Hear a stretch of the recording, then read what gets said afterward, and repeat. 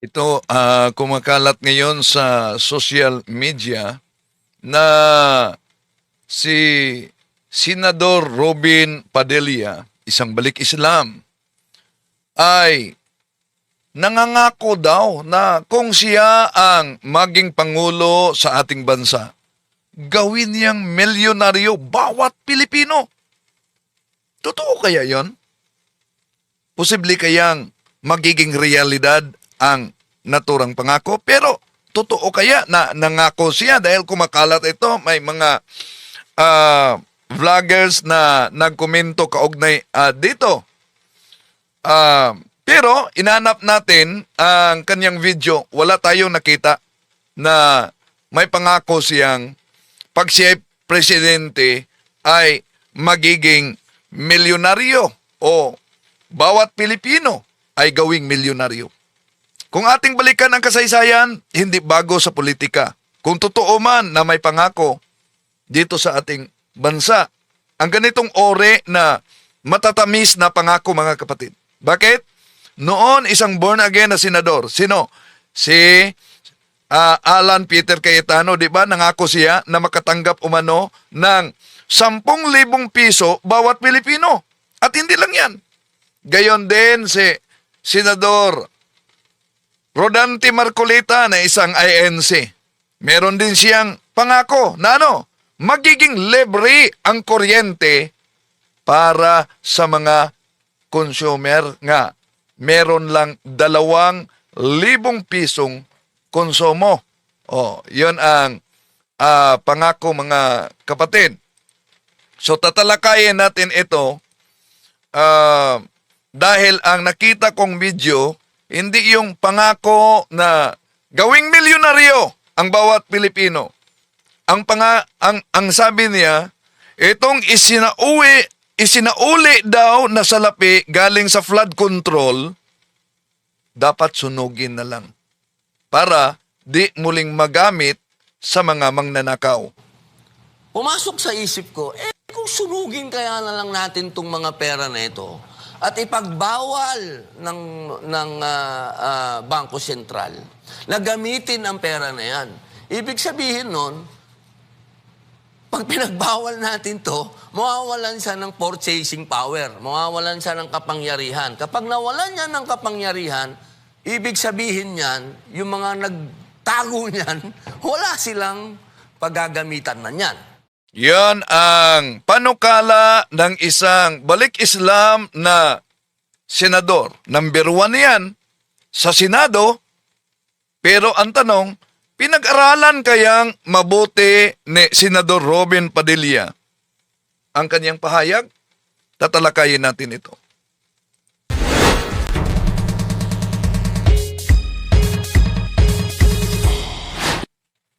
Kumusta? Welcome. Muli, itong inyong lingkod, Brad Wendell Talibong, makasama ninyo sa pagkakataong ito. At inaniyahan natin ang ating mga suking taga-subaybay. Huwag kalimutang pindutin ang like sa ating live. At huwag din kalimutang mag-subscribe sa mga bago pa lang. At pindutin ang bell button para updated kayo, mag-comment at i-share ninyo. At kung saan man kayo nagsubaybay ngayon sa iba't ibang bahagi sa ating bansa, at lalo na sa mga kapatid dating OFW, inaanyayahan natin na mag-comment kung saan kayo nakabase ngayon para alam natin kung saan nakaabot ang ating talakayan ngayon sa iba't ibang panig sa bansa at iba't ibang bahagi sa ating mundo. Welcome! Ito yung lingkod, Brad Wendell Talibong. At mag-react tayo nitong pahayag sa isang balik Islam na senador, si Senador Robin Padilla. No? Kumakalat sa social media na may pangako daw na gawing milyonaryo ang bawat Pilipino kung siya'y maging presidente.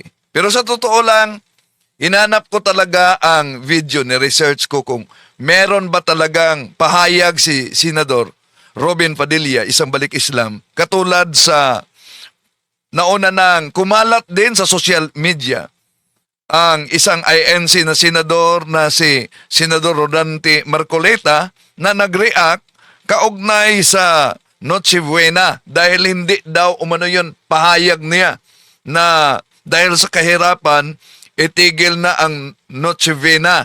O isang paninira lang umano na pinakalat. Ganon din ating inanap dahil ang video mismo, dahil kumakalat sa social media, yung controversial na pahayag, imagine, kung siya ang magiging presidente, hindi natin sinabing totoo na yan, pero kumakalat kasi gawin niyang milyonaryo ang bawat Pilipino. Dahil, kung totoo man, di ko sinabing totoo ha, kung totoo man, abay, para yatang ginawa nilang katawa-tawa si Senador Robin Padilla. Bakit? Tatalakayin natin yan. Di pwede, no? Na basta-basta na lang bawat isa magiging milyonaryo agad. Bakit? Delikado. Guguho talaga ang ekonomiya natin. Pero, kung totoo man yan, first, senador yan, siguro pinili talaga ninyo yan, binoto talaga ninyo yan, pinag-aralan kaya niya ang kaniyang pahayag. Tulad sa mga pangako. Di ba naalala ninyo yung born again na si Alan Peter Cayetano noon? Di ba may pangako siya makatanggap din ng 10,000 piso bawat Pilipino? At iba din yung INC na senador ngayon na si Senador Rodante Marcoleta. Nangako din siya, magiging libre ang kuryente para sa mga consumer na may hanggang 2,000 piso ang konsumo. Di ba?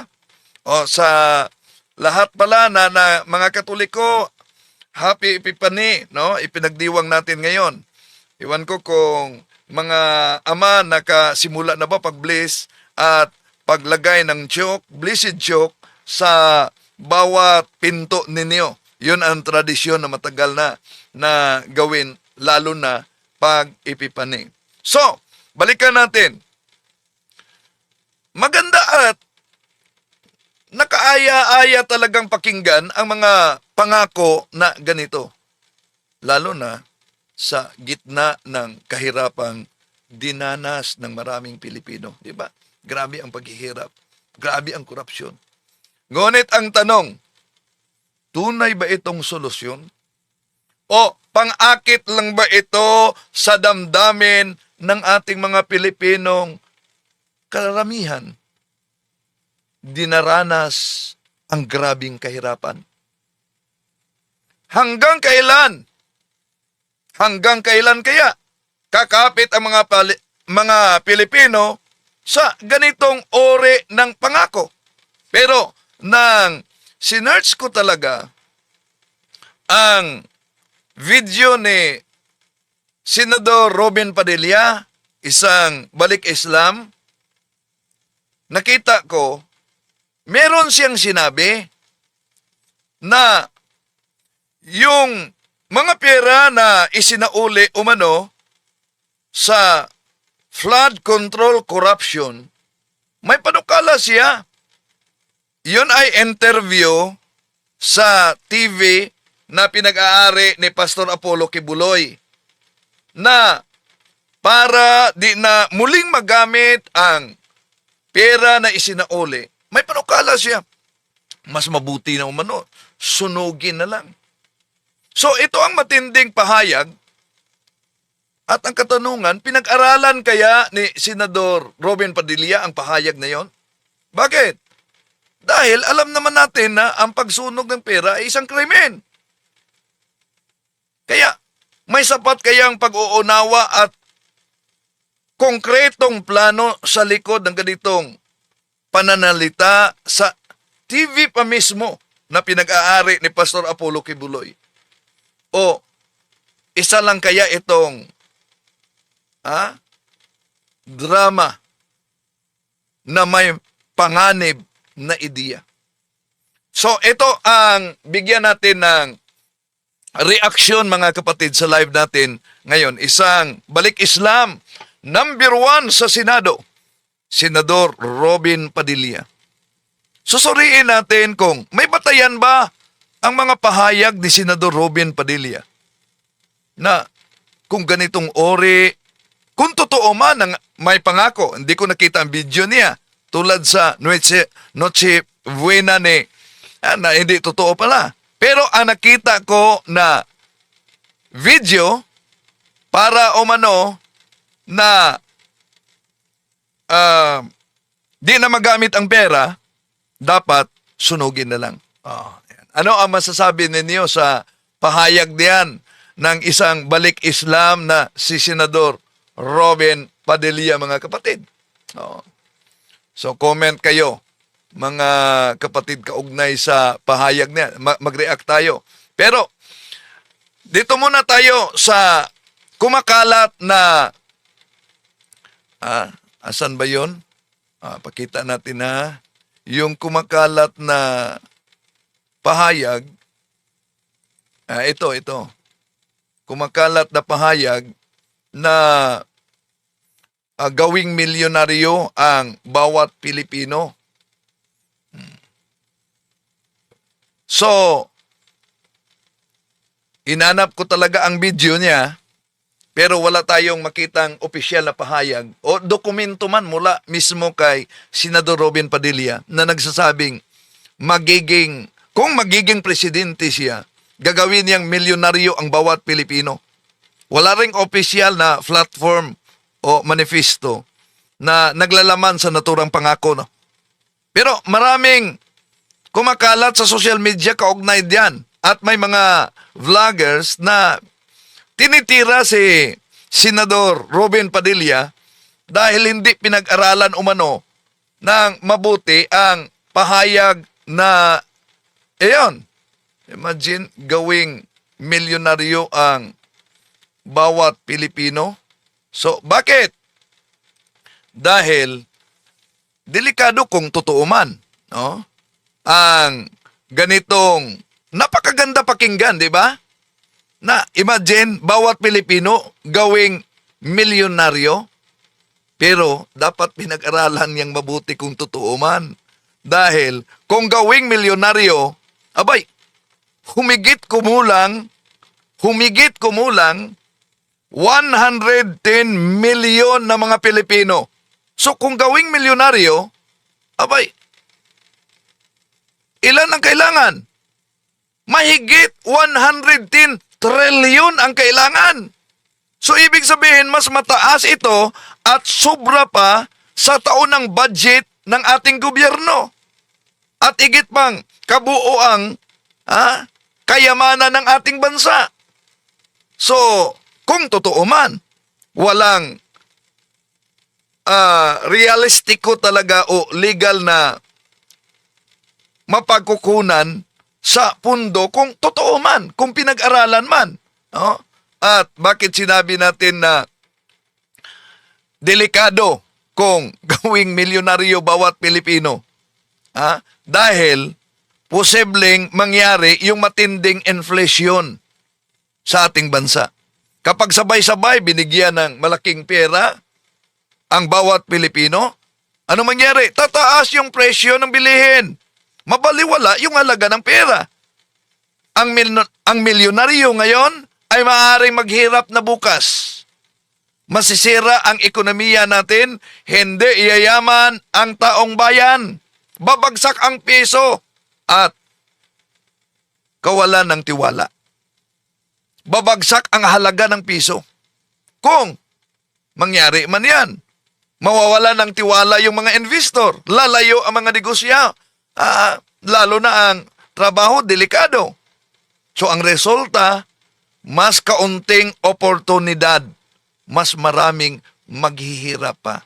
So ibig sabihin, ang solusyon, di natin sinabing totoo na yung dahil di natin nakita ang video, pero ang tamang solusyon talaga, hindi ang pagmudmod ng milyong pera sa bawat Pilipino. Ang tunay na solusyon sa ating kahirapan ngayon, trabaho, edukasyon, maayos na ekonomiya, industriya, agrikultura, at palakasin ang kampanya laban sa korupsyon at talagang mananagot talaga. Hindi yung bagsakan ng pamimigay ng milyong pera na walang malinaw na plano, di ba? Dahil nanganganib talaga. At bakit gugulo ang ating ekonomiya kung totoo mang magmumudmod ng milyong halaga bawat Pilipino? Magkagulo talaga ang ating ekonomiya. Kung gawing milyonaryo ang bawat Pilipino, dahil ang mga pangunahing batas ng ekonomiya na hindi pwedeng mabaliwala yan. Kapag bigyan at imudmod yung milyong halaga bawat Pilipino nang walang katumbas na produksyon, dadami ang salapi sa sirkulasyon. Pero hindi dadami ang produkto at serbisyo. So ang resulta, tataas ang presyo sa mga bilihin.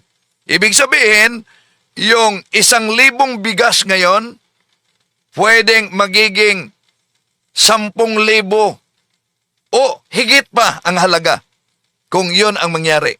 Ha? So, ang pangako kung totoo man na may pangakong gawing milyonaryo ang bawat Pilipino, hindi yan praktikal. Hindi yan pinag-aralan na plano. Kung totoo man, mapanganib yan sa ekonomiya.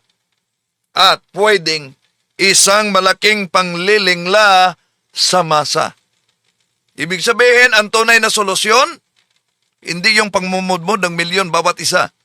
Trabaho, hindi limos. Production, hindi printing ng pera. Edukasyon, hindi pangako. Di ba? Oh. Ngayon, ang nakita kong video ay meron pala siyang pahayag na si Senador Robin Padilla i-demonetize ang pera. Bakit ipa-demonetize ang pera? Para yung mga kurakot na mga politiko, yun ang kaniyang pahayag, na nagtatago ng bilyon-bilyong halagang salapi, di na magamit ang kanilang salapi. No? Yun ang kaniyang panukala. Ano sa palagay ninyo mga kapatid? Payag ka mo? Payag kayo? Sandali payag ba kayo sa kaniyang pahayag na i-demonetize daw ang salapi? Talalakayin natin yan. Pakinggan muna natin siya. Apektuhan dyan ng taong bayan. Dahil kung ikaw naman, ang pera mo lang ay 10,000, 20,000 dyan sa bulsa mo, pwede mo naman yan palitan na sa bangko. Interview ito kay Senador Robin Padilla, mga kapatid. Na i-demonetize ang pera. Ibig sabihin, bigla ang pagpapalit o pag-invalid sa lumang salapi. Ano ang layunin niya? Para hindi raw magamit sa mga tiwaling politiko. Yung bilyon-bilyong itinagong cash. No? Dahil nauna ng tinatalakay na daming mga politiko talagang nagtatago ng bilyon-bilyong halaga sa kanilang kundo, yung kanilang mga bahay, merong bilyon-bilyon talagang itinago, hindi dahil hindi basta-basta pasok sa bangko, yon, no? Limited lang, lalo na pag mga politiko. So, yung panukala ni Senador Robin Padilla na isang balik isla, mga kapatid, napakagandang pakinggan. Pero kapag sinusuri sa ekonomiya at sa karanasan ng ibang bansa, abay, alam nyo, napaka-peligro at napaka-panganib. Limitado ang makikinabang diyan. Kaya, pinag-aralan kaya ito ni Senador Robin Padilla? Lalo na yung sabi niya, susunugin na yung isinauli o ano na milyon-milyong halaga sa flood control, mas mabuting susunugin na lang. Darating tayo mamaya dyan. Mag-react muna tayo. Itong number 1 na senador na isang balik Islam, Senador Robin Padilla. No? Ano ba itong demonetization sa salapi, mga kapatid? Ito ay biglaang pag-alis ng legal tender ng kasalukuyang parang papel o barya at palitan ito ng bagong anyo. Karaniwang dahilan yan sa ibang mga bansa dahil sa mga katiwalian, may mga nagtatagong mahalaga, bilyon-bilyong halaga, yung smuggling, yung counterfeit, piki na salapi, no? Pero yung sinabi ni Senador Robin Padilla na di naman umano matatamaan yung maliliit. Ang matatamaan diyan ay ang mga politikong nagtatago ng bilyon-milyon. Totoo ba yan?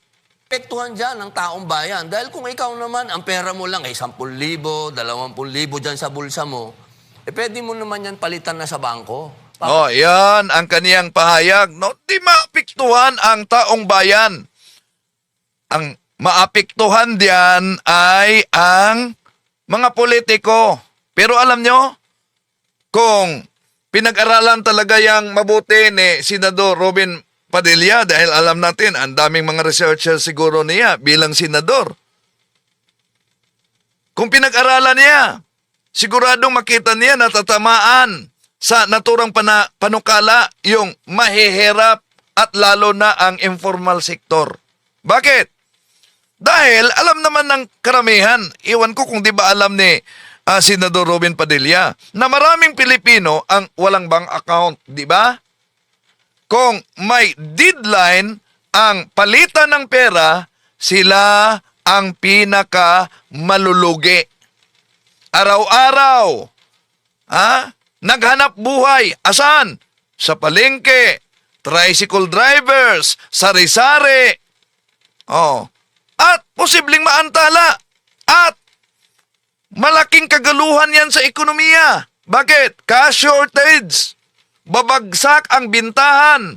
Tumigil ang kalakan. Bakit? Yun ang panukala niya.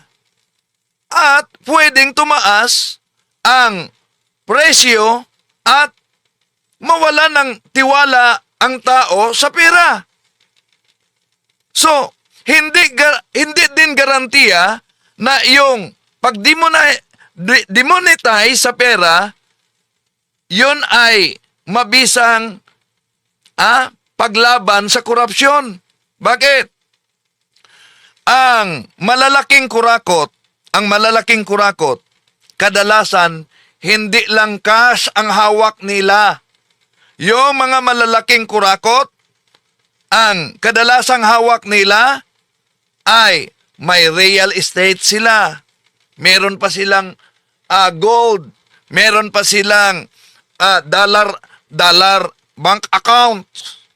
Meron pa silang offshore accounts. No? So, pwedeng malulusutan yung panukala ni Senador Robin Padilla na isang balik Islam na pag-demonetize sa salapi. Sa pamamagitan ng middleman, pwede din gawin yan sa mga kurakot. So, at ano ang mangyari kung sakaling ma-realize yung panukala niya na i-demonetize yung salapi natin?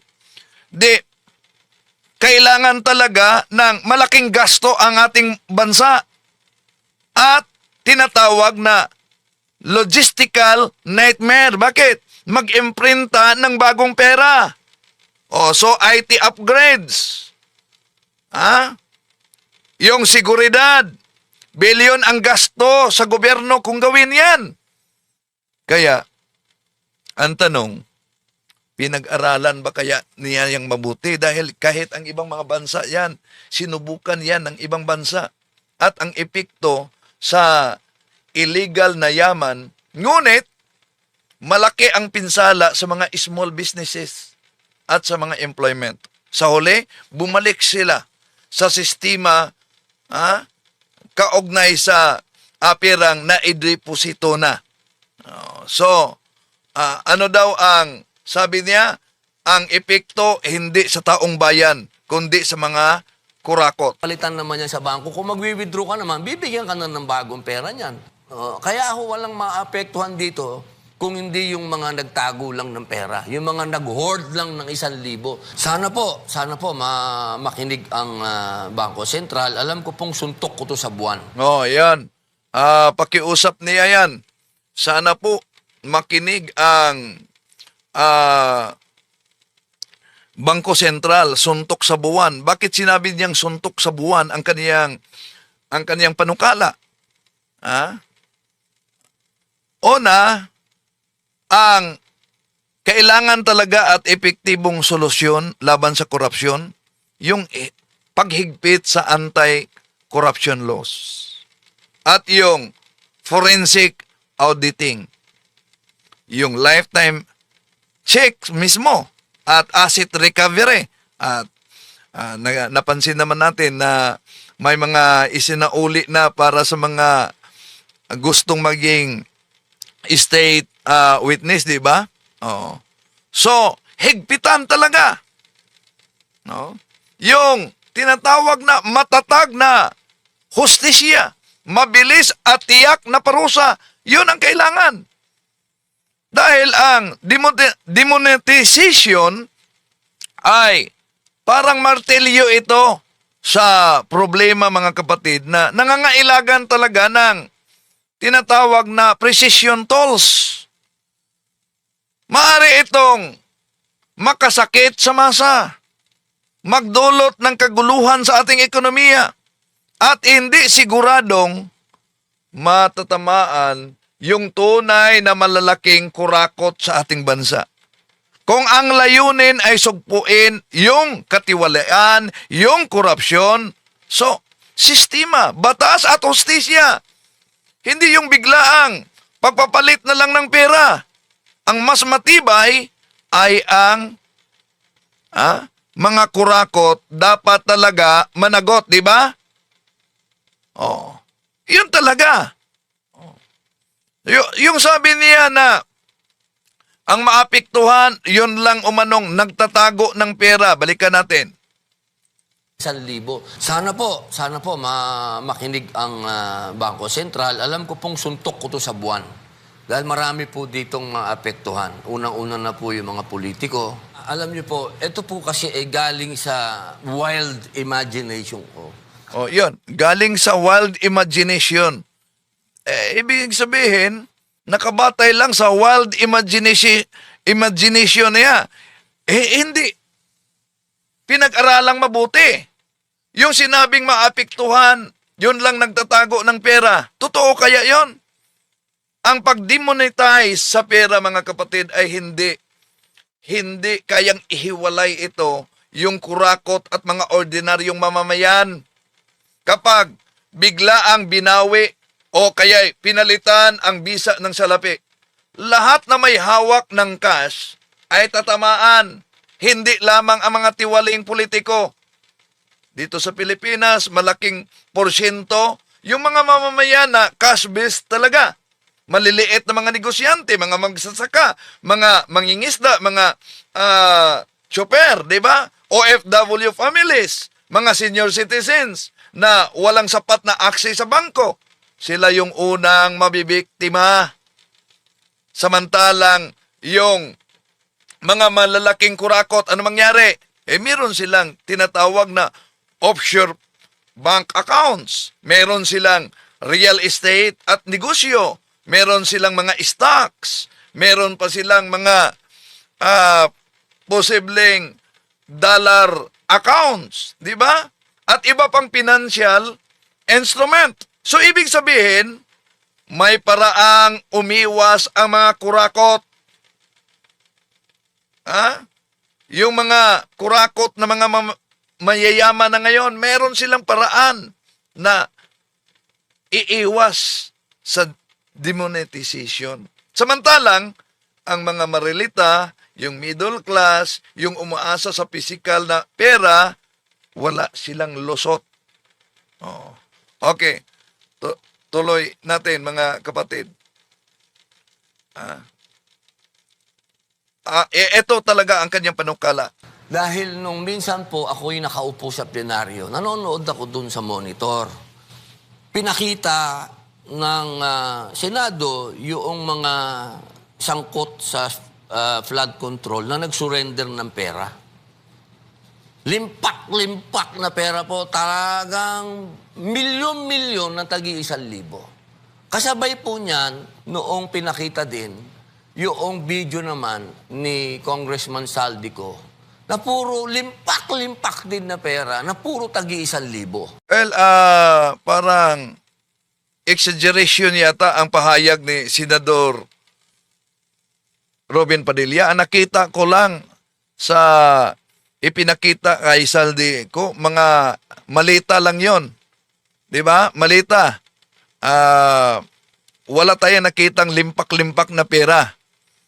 Puro mga malita lang yon na sa aligasyon, yun daw ang nakalagay, mga limpak-limpak na pera. Di ba? So parang exaggeration talaga yung pahayag niya. Pumasok sa isip ko, kung sunugin kaya na lang natin tong mga pera na ito at ipagbawal ng Bangko Sentral na gamitin ang pera na yan. So very illogical din. 'Di ba? Una, sabi niya, sunugin na lang kaya ang perang ito at dapat ipagbawal na lang umano sa Bangko Sentral ang pera na ito. So, ano sa palagay ninyo? Pinag-aralan kaya ni Senador Robin Padilla na isang balik Islam ang kanyang pahayag? Ang pahayag na gustong ipasunog ang pera at ipinagbawal sa bangko sentral na gamitin ang naturang pera sa lungat talaga at hindi lohikal. Bakit? Kung ang pera ay ipasunog, wala na itong pisikal at legal na umiiral. Ibig sabihin, wala nang magagamit ang Bangko Sentral sa Pilipinas. Ni pera sa ekonomiya. Ni pera yung para pigilan yung inflation. So paano gagamitin kung ang layunin niya pasunog na lang? 'Di ba? Kaya bunga yata sa imagination talaga ni Senador Robin Padilla yung pahayag na mas mabuting sunugin na lamang yung isinauling pera kaugnay sa flood control corruption upang hindi umano magamit muli sa mga kurakot. Mali at napakapanganib ang naturang pahayag. Bakit? Ang pera ng gobyerno ay pera ng taong bayan. Kapag sinunog ito, direktang ninakawan muli ang mamamayan. Lalo na ang mga mahihirap. Dahil nawawala ang pundong maaari sanang ilaan ito sa paaralan, sa hospital, sa flood control projects, sa maayos na implementasyon at matulungan ang taong bayan.